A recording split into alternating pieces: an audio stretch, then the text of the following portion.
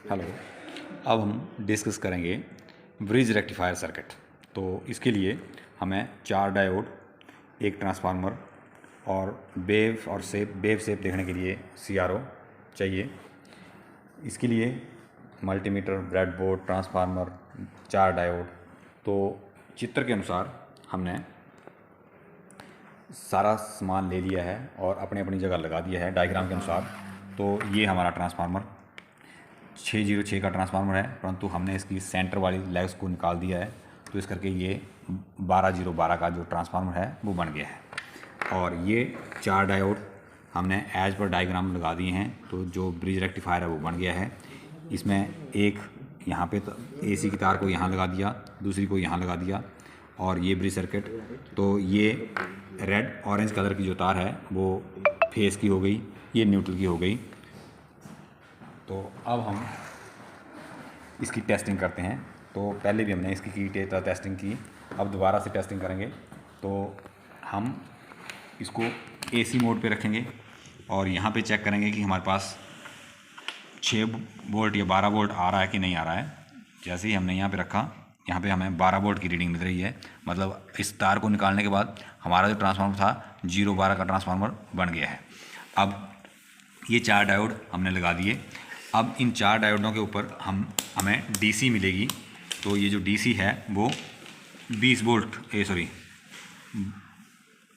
ये नेगेटिव के साथ लगाएंगे और ये पॉजिटिव को पॉजिटिव के साथ लगाएंगे। तो ये 12 वोल्ट मिलनी चाहिए थी। जो एक टाइम में 2 डायोड काम कर रहे हैं तो 1 वोल्ट लगभग कम हो जाएगी।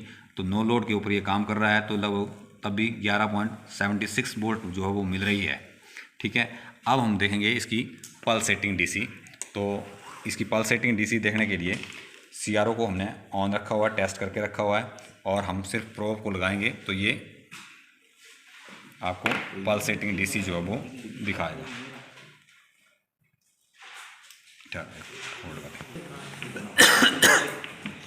चलो ठीक है। तो ये ब्रिज रेक्टिफायर से आपको ब्रिज रेक्टिफायर से आपको आउटपुट मिल गई। तो ये फुल वेव आउटपुट की तरह आउटपुट मिलती है। अब हम इसको रेक्टिफाई करेंगे फिल्टर सर्किट से, जो हमारे पास कैपेसिटर था 25 वोल्ट 2200 माइक्रोफैराड से। तो इसको फिल्टर करेंगे, तब तक हम कनेक्शन करते हैं, इंतज़ार करें। हाँ, तो अब हमने फिल्टर सर्किट को लगा दिया। तो यहाँ पे हम ये लगाएंगे। तो ये फिल्टर्ड DC है, जो हमारे कैपेसिटर के द्वारा आपको DC मिलेगी। ठीक है। अब कितनी मिल रही है? वोल्टेज डिवीज़न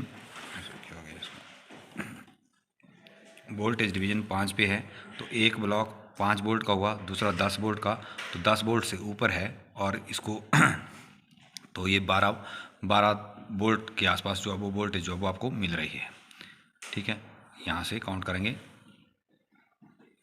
5 वोल्ट, 10 वोल्ट और 10 वोल्ट से ऊपर है तो ये 12 वोल्ट। मल्टीमीटर से चेक कर लेंगे। ये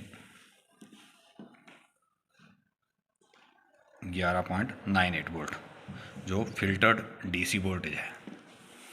ठीक है। Thank you.